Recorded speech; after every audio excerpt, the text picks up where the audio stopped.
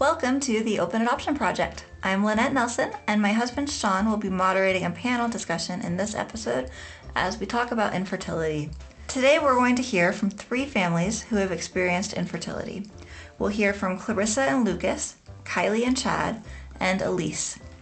This episode is more focused on the emotional challenges of infertility. We won't really be delving into the medical issues behind different experiences. Our panelists are from different parts of the United States and are in different places in their infertility journeys, and we are so grateful for them for sharing their experiences and thoughts with us today. We hope this episode is helpful to you. Thanks so much for listening.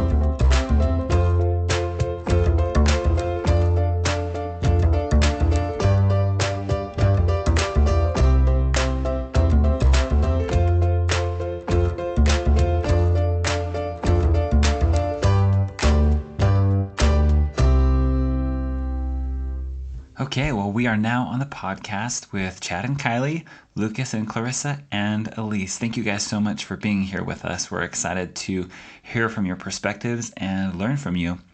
Let's go ahead and get started with just some introductions. So tell us a little bit about yourselves. Chad and Kylie, why don't you guys go first? I'm Chad, and this is my wife, Kylie. I grew up in Northern California, and Kylie grew up in Utah. I'm currently a third-year OBGYN resident, and Kylie is working at a tech company as a wellness and culture lead. We have 2 dogs, Piper and Tonks, who, to my surprise, are treated like little humans, especially our doodle Tonks, because she likes to be carried around our house. We love to be in the mountains and watch musicals when we can, and we started rock climbing together this year, and we absolutely love it. Something interesting about us right now is that we are hosting a high school student, an exchange student from Sweden for the entire school year. We've been really enjoying this opportunity to get to know her and her culture and show her all the wonderful sights in the United States. Thanks, guys. Let's have Clarissa and Lucas go next. Go ahead, guys. So my name is Lucas. My wife's name is Clarissa. We are a family of 4. Clarissa and I have been married for coming up on 6 years in December, which is kind of amazing.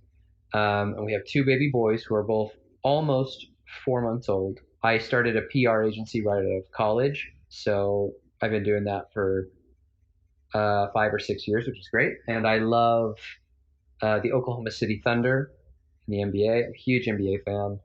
I love disc golf. I love soccer. And I recently made a goal to learn to swim a mile in a lap pool. So I'm not a good swimmer, but I really enjoy that sort of thing. And like Lucas said, my name is Clarissa. I am from Utah. I love Disney. In fact, we are going there in about a month, and you might think we're crazy to bring 2 4-month-old boys to Disneyland, but that's how passionate I am about it. I love animals, and I love hiking. And something interesting just about our family life right now, like Lucas mentioned, we have 2 baby boys. One of them is biological and the other one is adopted, and they are 3 days apart. And so that's been a fun little adventure for us to go from 0 to 2 pretty quickly. I can't even imagine going from 0 to 2 basically overnight. So that's awesome. Thanks for sharing with us. Elise, why don't you tell us a little bit about you and Zach? My name is Elise, and my husband is Zach. I've lived all over the United States, but Zach is from Oregon, and right now we currently live in Utah. We've been together for 7 years, and we have a 2-year-old daughter. I love Disneyland. I love New England. I love traveling, and Zach loves Oregon football. And in our marriage, we've kind of introduced those loves to each other and come to love them ourselves. Awesome. Well, thanks to all of you for being here today.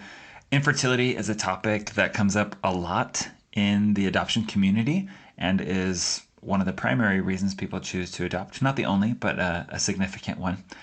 And navigating infertility is a really important thing to figure out. So we brought you guys together to ask some questions to understand what you've done in this situation, to stay positive, to stay focused on good, and to learn from the experience you're having. So tell us a little bit to get started how infertility has affected your relationships. Before we had our daughter, infertility had a larger impact on our relationship because, right, we weren't parents yet, and it's just the stakes are a lot higher before you have children because you have the question of, am I even going to be a parent versus, we have a child and are we going to have a second or a third or a fourth? So I'd say infertility had a larger impact before our daughter, but in general, it's only been a positive impact on our relationship. I know this isn't always the case for couples, but it was something we made a conscious effort to do during the whole journey to kind of remember that our relationship is the foundation of any family that we would grow together. So if we weren't strong together, that wouldn't be good for any children that we would bring into our family, regardless of the method that we had children or brought children into our family, that we had to be strong. Otherwise, that's not a good family to bring a child into at all. So it's always described like you and your spouse are the cake and children are the icing on the cake. They're the bonus. And that the foundation of a family centers around spouses, around partners. And that's something that we felt was really important, that we weren't going to let infertility break us apart because our relationship with each other was the most important relationship that we could have. I really love that focus on making sure that your relationship is really strong so that when children do or perhaps eventually come, that your relationship is rock solid. I love that. Chad and Kylie, what would you add? I think the biggest way that it has impacted our relationship is that it has made us learn how to adapt to different stages of life when they weren't exactly what we thought they would be. That includes like both good and bad experiences, but it does require us to grapple with the question of what happens if our dreams of being parents can't be realized. And sometimes that's, what if that dream can't be realized forever? Or what if that dream can't be realized while you're in medical school or while you're in residency? And that is something that we didn't expect. And also, having children is fairly expected by society. So it has also impacted how we interact within social circles and how we rely on each other for companionship. I really appreciate your thoughts on adapting to different situations in life. We can learn from our circumstance or we can just kind of be frustrated with it. So I love that take that, you got to kind of take what you got and run with it. That's really well said. Clarissa and Lucas, what would you guys add? So just a little background. Lucas and I, he said, we've been married for almost 6 years. We started trying to get pregnant probably a year and a half after we had been married. And we struggled with that for, almost 4 years until till I actually got pregnant through multiple fertility treatments. And so it impacted our relationship a lot because I had this plan for myself that, we got married. I was still in school. Lucas had just graduated. I was going to finish school. We were going to have kids. And then I was just going to be a stay-at-home mom. I never wanted to be this career woman. And so after I graduated school and we weren't getting pregnant, I was like, oh my gosh, what do we do now? And Lucas was working and I didn't know what to do. I didn't know what career path to take because that's not really what I had hoped for my life. I just wanted to be a mom. And so that would really put kind of some pressure on our relationship when we were trying to navigate what our life were going to look like. Okay, so for each of you, infertility looks a little bit different. Some of you have children, others don't. But at this point, how would you say that infertility helped you grow closer together? Obviously, infertility is a huge trial. So, working and navigating that together has, obviously brought us together. I think one of the other ways it's brought us together closer that you may not always think about is just that it's given us time to really get to know ourselves individually and get to know ourselves as a couple. I think you hear about people who, once their children leave the house, they don't know what to do with each other, and maybe that will happen to us in the future. But I do think it's given us a lot of time just together to really form a strong relationship and bond with one another. I would also add that it has required us to grow our bond in different ways. So it can be as simple as comforting each other in the aisles of Target. Like if we are walking and I see a stroller, sometimes it will make me cry. Sometimes it doesn't, but sometimes it does. And Chad has to, perceive that and recognize that. And it's, there's just moments when we sometimes understand the hurt that each other is experiencing without words even being said. Infertility gave us an opportunity to bond together more and to support each other in new ways. And it really allowed us to dig deep in deciding if we wanted to have children. Because it's not like one person was all in and having a child and one person was like 70% of the way. And then, we just like spontaneously get pregnant. Okay, we have a kid. And we're like, no, when you have to wait a long period of time, and you have to see like what the costs are associated with that, or the emotional costs, the physical costs you're going to go through, you really ask yourself, is this something that we want? And so I would say that was a positive impact and a lot of serial culture that we were really, really on the same page. In addition, one of the other ways that helped us grow closer together, Zach was we were really by each other's side during every procedure, every test. But I mean, arguably women have more painful physical tests than men have to go through. And really the pain or the tests that women go through can feel really violating, at least for me. They can feel very violating and vulnerable in addition to that physical pain. And so it was so helpful to have Zach there with me, supporting me. Like during my HSG, I just had a full-on panic attack.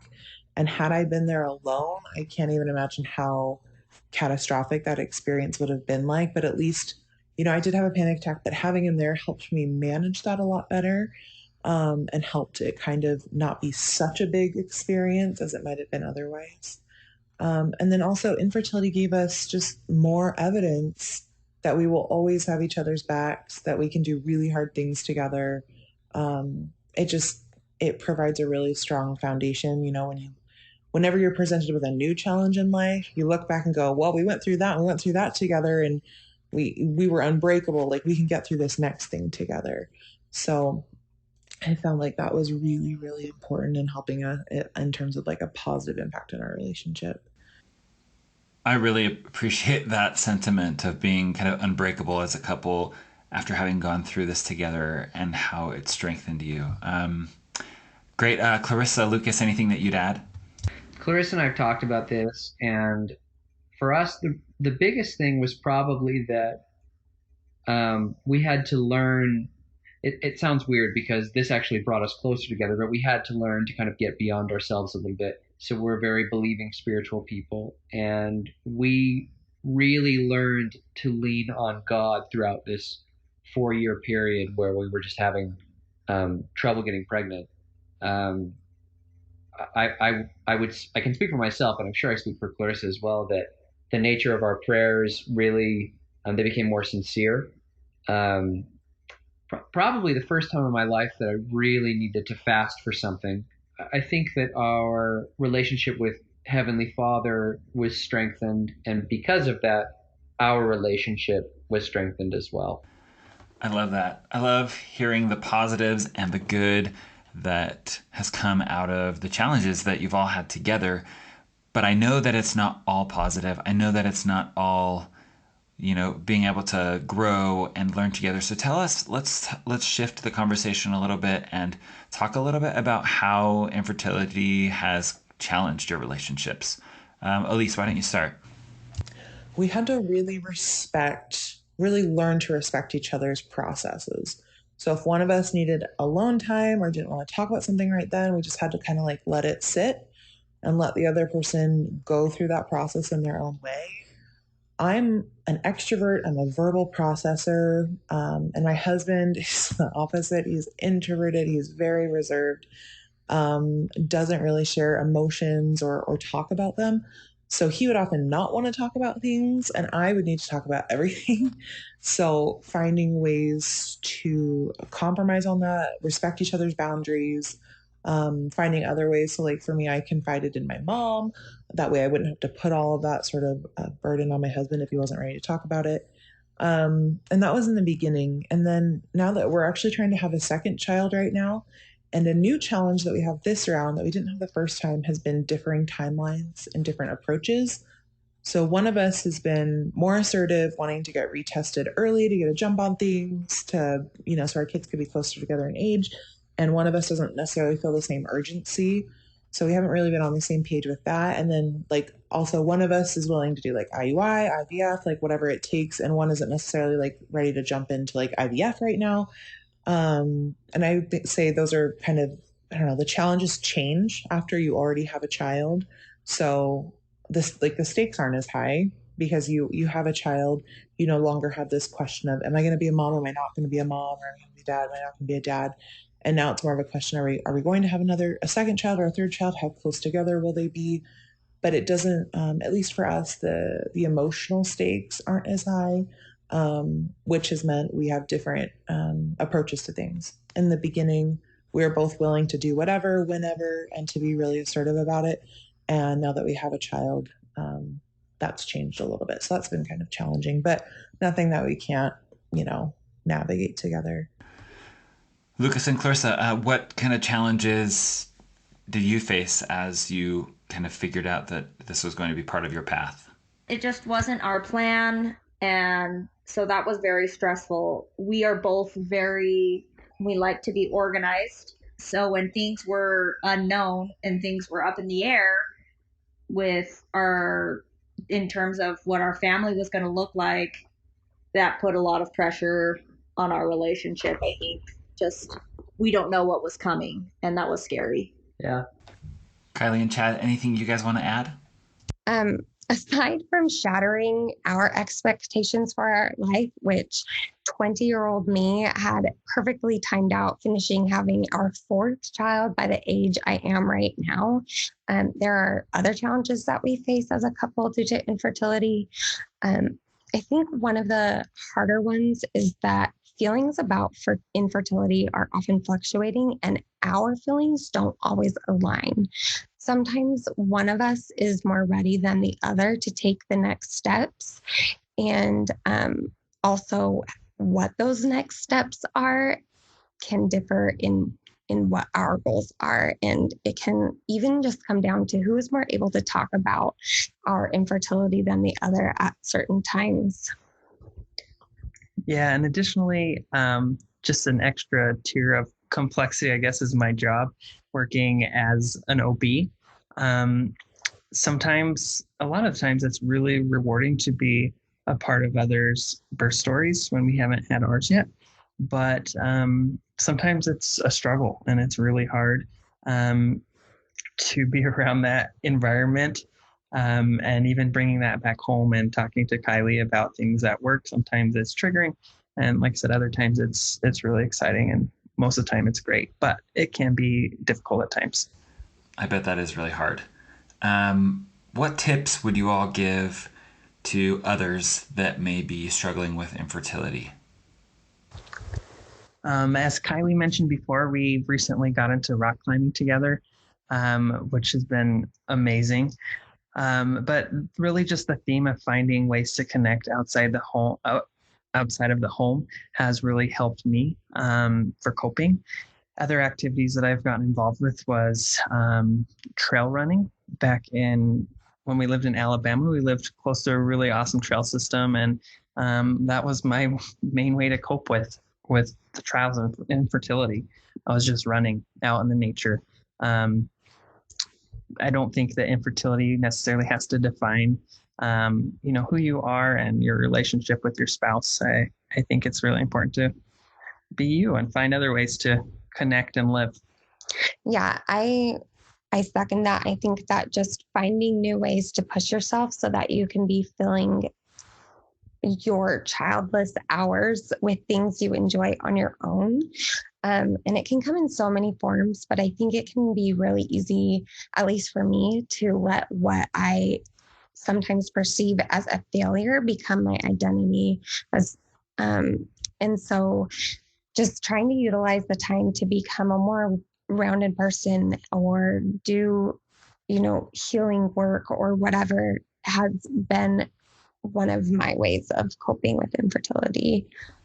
Lucas and Clarissa, what tips would you guys give? You just need to consider your options with respect to infertility. And there's just so many options that people don't even really know about.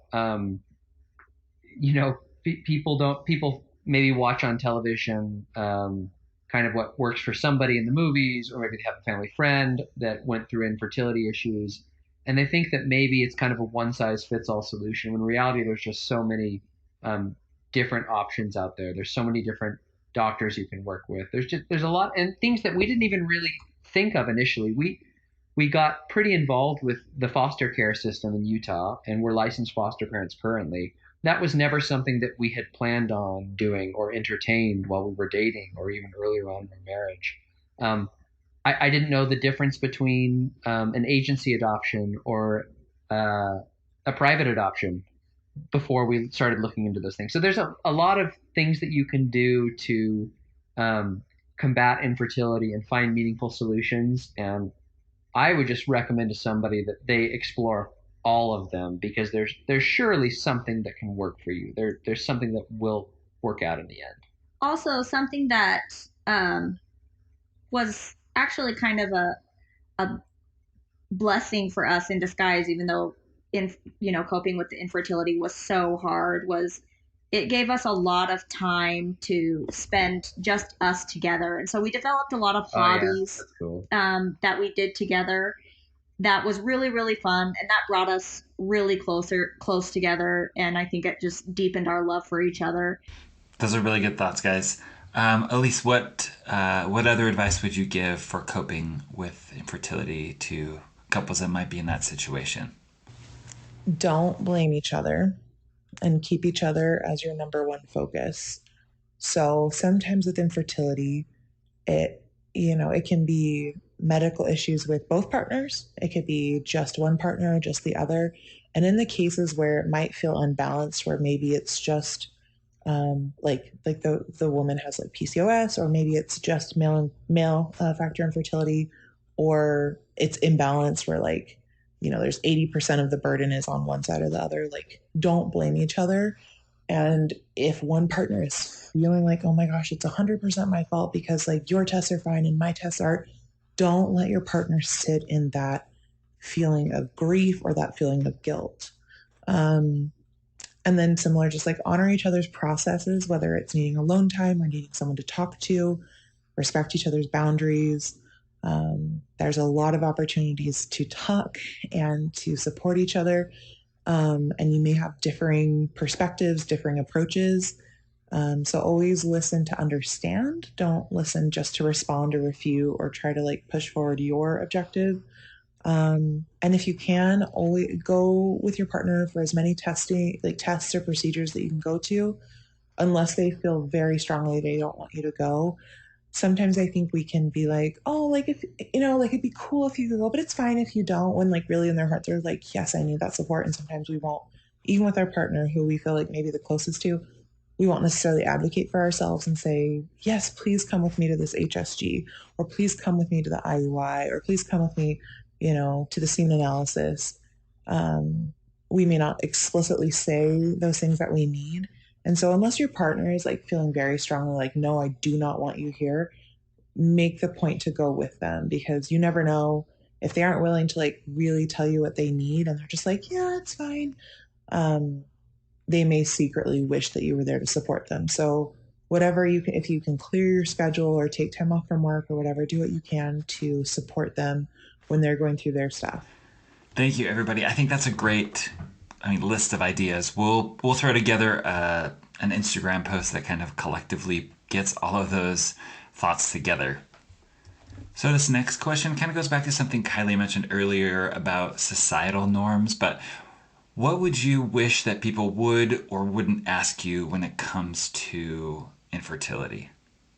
I personally am just of the personality. I'm a very open book. And so it didn't bother me a ton when people would, ask me when are you going to have kids? I would just tell them, we've been working on it. It didn't bother me a ton, but I know that for a lot of people, that is really heart wrenching for people to ask, especially when had been married for a long time, and it's like, well, you don't have any kids yet, why not? And then some people don't like to be open about that.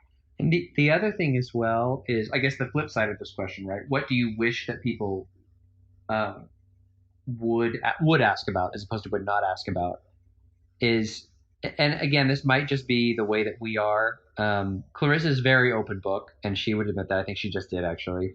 I'm not as open about things, but I don't really. There was never a time when I would be offended if a friend or family member was like, hey, I heard you have infertility issues. What's going on there? I was never like offended by anyone walking on eggshells around me with respect to infertility. You know what I mean? Like, um, I could always have that conversation. It was something, in fact, when somebody would ask me about the various things we were looking into to have kids or to start a family, I would give them too much information. I would just ramble on for like 15 or 20 minutes because I was so into this process and figuring out what was going to work. And it was so dear to me that I would probably just ramble on and not stop talking. So, as far as what people could ask me about, I guess my advice would be don't be afraid to talk to people about it because there's a good chance, depending upon who they are, that they actually want to talk about it. It might be therapeutic to some degree as well. Also, if anyone like has any advice or anything like that, I know that through talking about it with other people, we were able to look into the different avenues and things that we hadn't heard about before. And so if you do know someone who is struggling with infertility and you know about something that worked for another family or something like that, bring it up because it helped us. There were families in our church who had adopted through the foster care system. We knew people who had adopted through independent adoptions, and we knew people in our own family who had done IVF treatments and had children that way. So yeah, we just explored all of those connections and really just got as much information as possible. Cool. So pretty much open to most questions and most conversations around it, not feeling too uncomfortable. Chad and Kylie, what would you guys add? I think this is a difficult question and probably very different for everyone. But for me, I don't think it should be like a taboo topic. I realize that asking questions to some people might be triggering, but for me, I think that honest questions are always welcome. I think the problem lies where people assume things, and in certain communities and churches or different environments, people pressure you. Well, they don't pressure you, but they expect you to have children by a certain age, and when you don't meet that kind of cookie cutter mold, that's where it kind of hurts when people expect you to have children without really thinking of what you could be struggling with or going through. Yeah. Actually, someone once had us start working in a child's church group, and they were like, oh, we are putting you in here and hopefully it will inspire you to start a family of your own. And we had already been trying to have children for, I think, 3 years at that point. So it is just recognizing that your assumption may not always be right. And then I also would add that Chad is often asked a lot about his career. And then immediately after, I'm asked about like what our plans are for children. And our next steps don't always need to lead to a talk about our reproductive plans. Chad and I do want children, and we're very open about that. But it cannot be the end all be all for me. So I think that I would like if people ask me about my career or interests or hobby, and help me remember that I'm a person worth talking to, regardless of my parental status. Oh, that was so well said. And I hope there are some specific people listening to comments like that might need to hear it. Elise, anything that you would add? What do you wish people would or wouldn't ask you when it comes to family planning or infertility? I feel like your perspective might be a little bit different. they just shouldn't ask anything. Regardless of your fertility, whether or not a couple has children is none of anyone's business. I have friends who are childless by choice, and that's totally fine. And they hate the question, when are you having kids? Because then they have to go through the whole like, well, actually, like, we don't want to have kids. And then they have to rationalize it to somebody who it really is none of their business.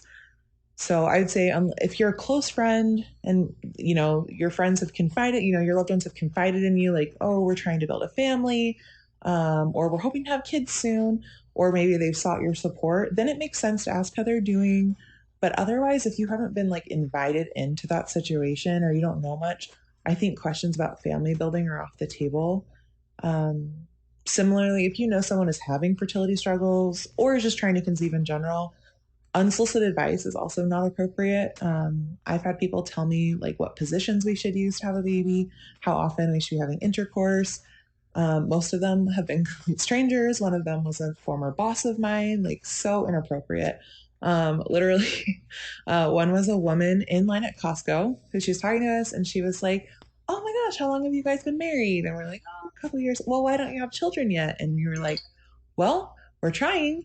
And then she said so loud that we just needed to try all night until we got a baby. It was just mortifying. It was awful. I thought that I would just mute myself while I was laughing, but I just can't stop. Some people, you're right. um, wow, Costco of all places. Thank you for sharing. Totally can sympathize and agree with a lot of what each of you said. So, in cases where we, don't have to pry to get information about people, we know that a family member, a friend, or somebody is struggling with infertility. What advice would you give to people that are in this situation where they have a friend or a family member that they're close with that they know is struggling with infertility? What advice would you give that person? Something that Lucas mentioned that meant a lot to us was just the prayers and the thoughtfulness. My dad fasting for us every single week so that we could get pregnant meant a lot. Also, just talk for me. Like I said, everyone is different and everyone deals with things differently. Really talking about the people that I'm close to and that I trust a lot helped me, especially when I was going through fertility treatments, like, oh, this is what I have to do. I would have friends who would help me give me my shots and things like that. Something that I did have an experience with that I didn't love. Obviously, I didn't love infertility at all. But I had a friend who she's one of my very closest friends, and I told her everything about my infertility. I opened up to her about everything, And and this was months and months and months of this. yeah, and she had been pregnant and didn't tell me for 6 months because she was afraid of telling me because I had struggled with infertility. And then when she finally told me, I felt kind of stupid because I'm like, I have opened up to you about all of these struggles I've been having, and you've been pregnant this whole time. And I'm not angry that you're pregnant. I'm so happy for you. And so that kind of hurt me because she was one of my very, very best friends, and she felt like she couldn't tell me that she was pregnant because of that. And so I don't know if any of you have ever been in that situation or anything like that, but that's something that hurt me. Thank you. Elise, what are some of your thoughts? How can people support those going through these type of struggles? Check in on your loved ones frequently, especially if you know that they have like procedures coming up or they're processing test results that they've gotten. But when you ask, I find that it's always helpful to just let them know that there's no hurry for them to respond. Um, just because sometimes it's a lot of emotional labor to share like what you're going through. So what I've done in the past, I'm like, hey, I know you have your HSG today. Like, let me know. I'm here for you. I'm holding space for you.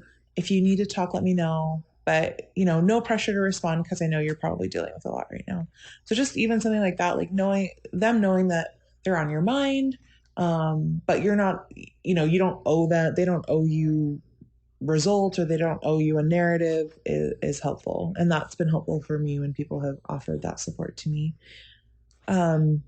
planning fun outings or get-togethers with your friends when they're going through infertility, just knowing that like they have things to look forward to outside of just like their brains being occupied 24/7 with what test is coming up next or what's in their cycle schedule.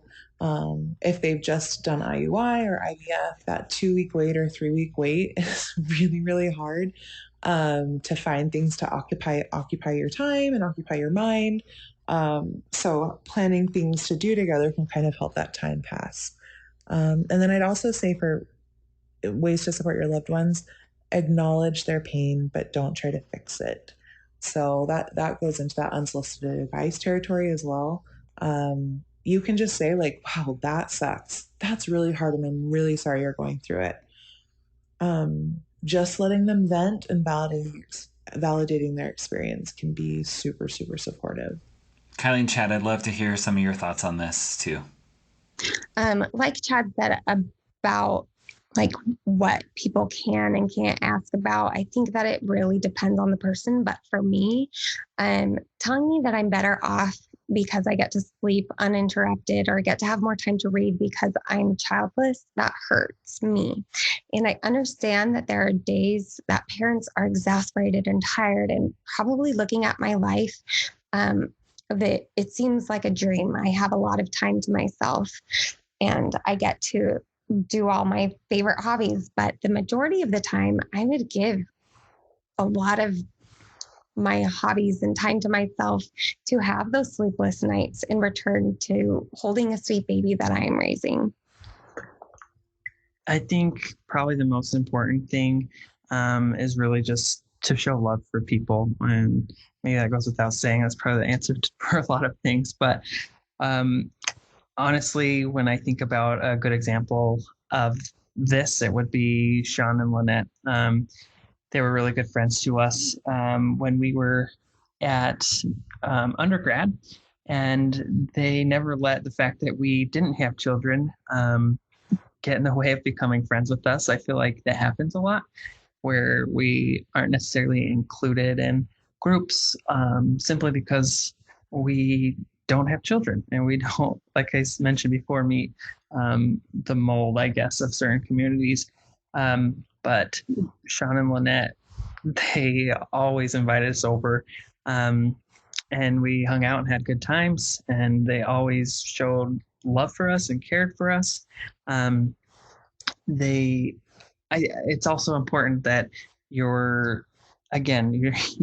people don't have to tiptoe around the fact that you don't have children and not invite you to be a part of their children's lives because, for fear of offending you or triggering you. But it was so important to us to be a part of their family and be friends with them.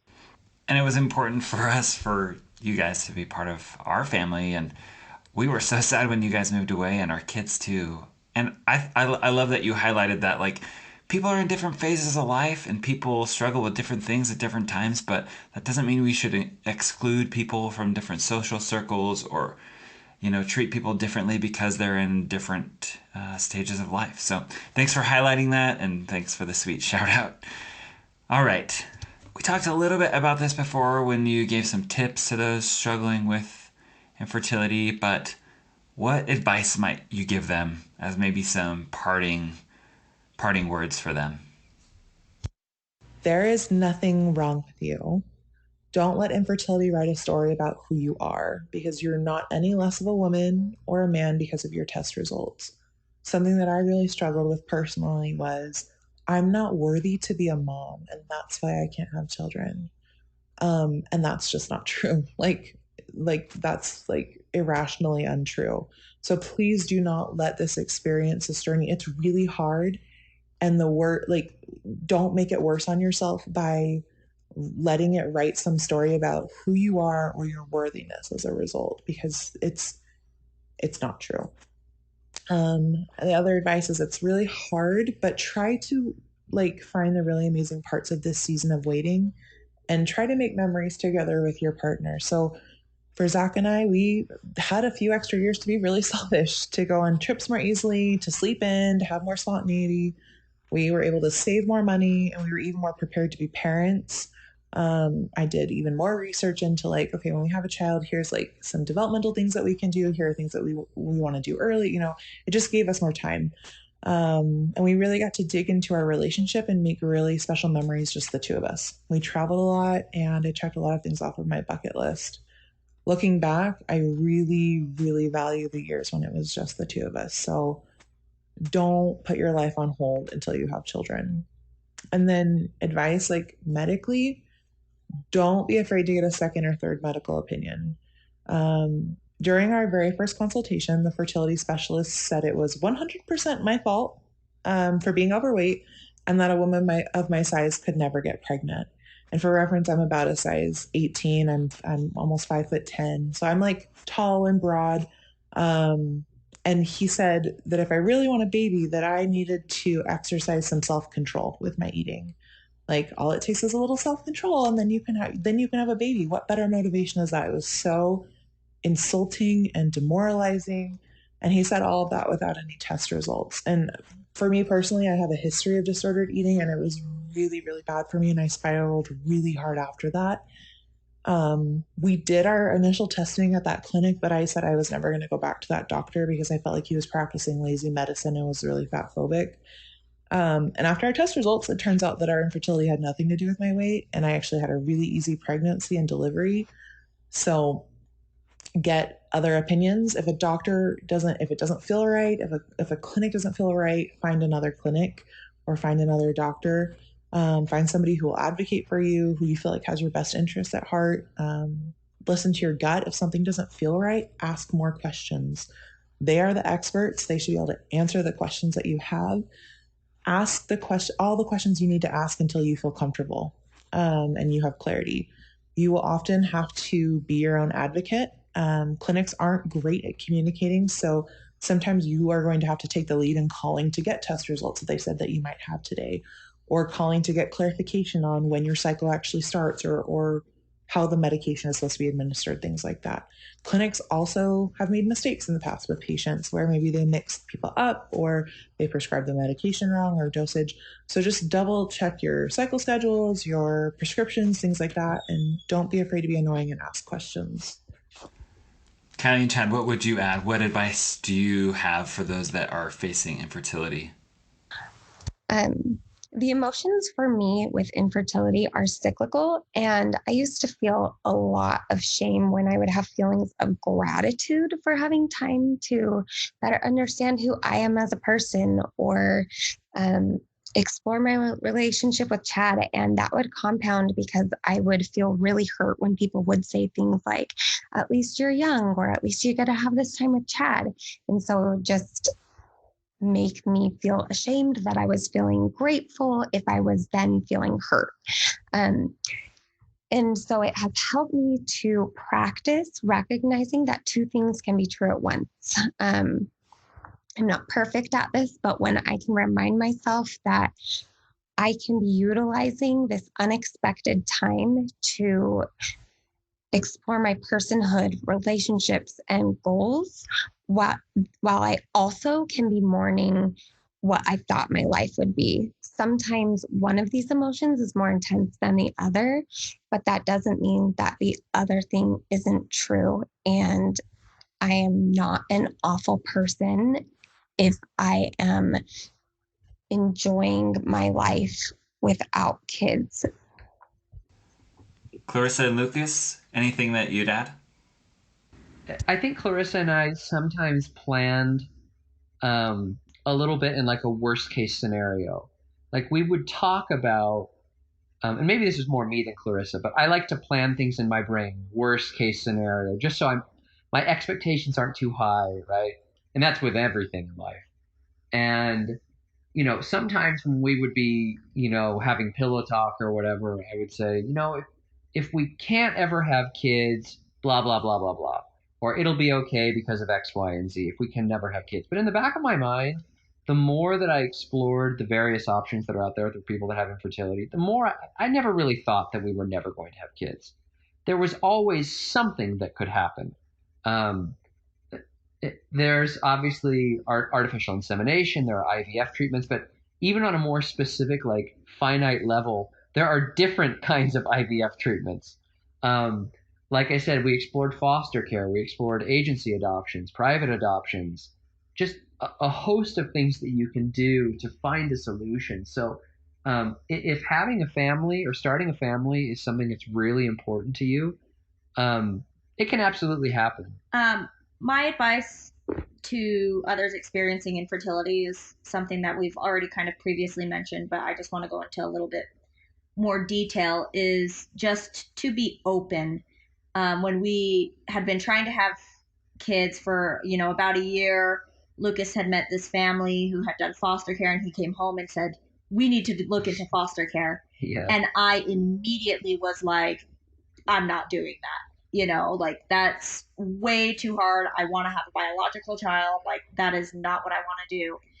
And he said, no, I think we should do it. I should, and so finally, kind of reluctantly, I was like, okay, we'll look into it. And to get certified, you have to take countless hours of classes and learn all this stuff. And I started learning about it, and I thought, okay, maybe this is the route that we need to go. And we learned about it, and then we looked into adoption as well. We started taking classes about adoption, and I still was kind of doing it all a little reluctantly, like, this isn't what I want. I want to get pregnant on my own, but I'm going to do this anyway.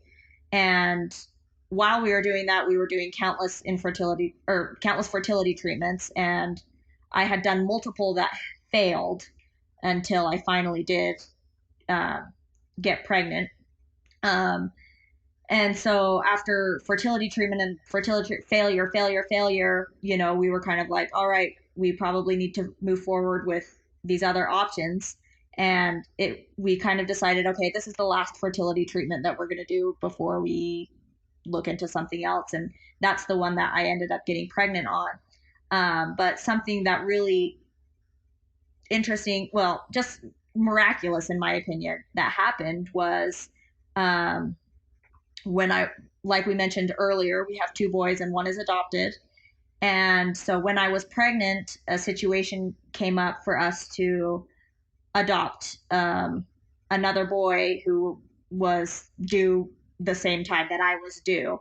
And I immediately was like, yes, I will do that. And I would not have done that if I hadn't experienced my fertility treatments. And now that I have my two boys, I think about the one who was adopted, and I think I cannot imagine my life without him. I'm so grateful that he is in my life, and I wouldn't have him if I didn't have my fertility struggles, because I wouldn't have adopted him. I wouldn't have been so on board to adopt a baby while I was also having a baby, because having two newborn babies at the same time is really, really difficult. It's very hard. And the other thing, Clarissa, is that all that training that we had gone through prepared us. Like we knew what we were kind of getting into, as much as you can know before getting into it. If I hadn't been open to doing all those things, I wouldn't have learned all that I know now about adoption and open adoption. It's an open adoption. And just even what we learned in foster care, and how to take care of children, and how to deal with trauma and things that are going to come up because of different situations. I wouldn't have known all of that. And so I'm really, really grateful that I did do those things, because now that I have my two boys here, it's been a great blessing. It doesn't work out for everybody. There are going to be people who try and want to have biological kids, and that's just not in the cards for them. But that's why I think it's just important to look at other options, because with my adopted son and my biological son, I love them both the exact same. And I think I sometimes thought before this, having my experience, like, would I love an adopted child or a foster child as much as I would my own biological child? And now I have one of both, and they are equal to me. And you can be a mother and a father and a parent and have a wonderful, beautiful family, even if it doesn't work out that you ever are able to have a biological child. Yeah, there's no difference at all. It doesn't even cross your mind. Yeah. Thank you so much for those great thoughts and for being so vulnerable and opening and sharing so much. Let's just conclude with maybe a thought or two. What would you share with any of our listeners to help them understand just the complexity that is infertility? What might you share to help them understand that? I think just understanding that the challenges of infertility and the solutions to those challenges look different for everyone. There's not a one, there's not one solution for infertility. It's a struggle both, mentally, spiritually, financially. It's a struggle with interpersonal relationships. I think there's so many facets of infertility. And again, it looks different for everybody, and the answers may be different for everybody.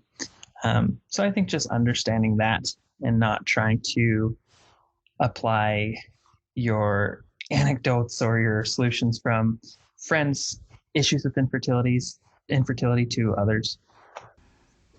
Elise, any final thoughts? Understand that fertility privilege is a real thing.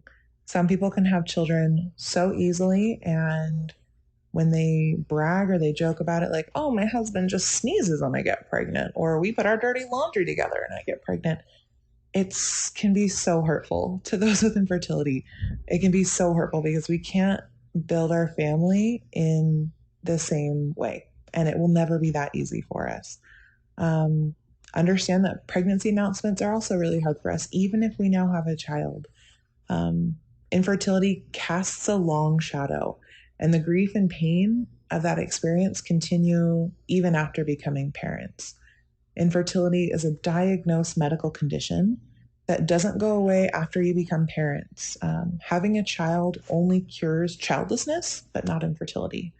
So a lot of that pain and anger and fear and grief that we had before we had a child can still be there even after becoming parents. We grieve that we will never build our family in the easy way that so many others take for granted. And it's hard because so few people really understand that or acknowledge it. I would also say don't tell people to just relax and they'll have a baby, because that's not how infertility works. You would never tell someone with diabetes to just relax and their blood sugar will be under control. You would never tell somebody with cancer to just relax and their cancer will go under remission. Infertility is a diagnosed medical condition, and I don't think a lot of people understand that. So it's actual things that are wrong that need to be fixed with the help of a medical professional. So while the advice can be well-meaning and maybe just like, oh, just relax, it's fine, and maybe it's like out of kindness, or maybe you aren't ready to kind of like emotionally invest in what that conversation is with your friends who are struggling with infertility, it's better just not say that at all. And instead just say, I'm really sorry you're going through that. Like, let me know how I can support you. It's better to just offer support and not advice. Thank you so much. To all three of you, thank you so much for being willing to answer these questions and to open up. We know that talking about fertility can be taboo or difficult, as you've all kind of alluded to and highlighted in this conversation, but we really wanted to do this episode because we get a lot of questions about fertility.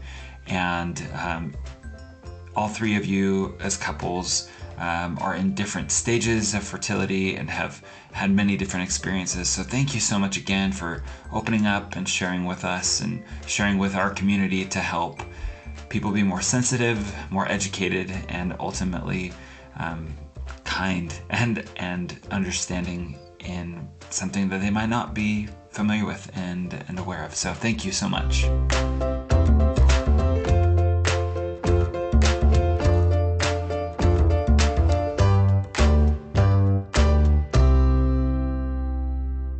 Infertility can be such a hard thing to talk about, and so we really, really appreciate Clarissa and Kylie and Elise and Chad and Lucas for sharing their stories with us today.